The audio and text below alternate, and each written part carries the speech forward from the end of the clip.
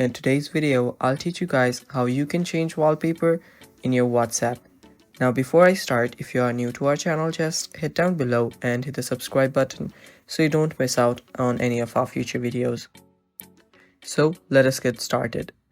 So first, what you'll have to do is just open WhatsApp. And after you've opened WhatsApp, just go to the text that you want to change the wallpaper of. And after you do that, tap on the profile on the top. Now after you're on the profile section of the chat, just scroll down till you find the wallpaper option.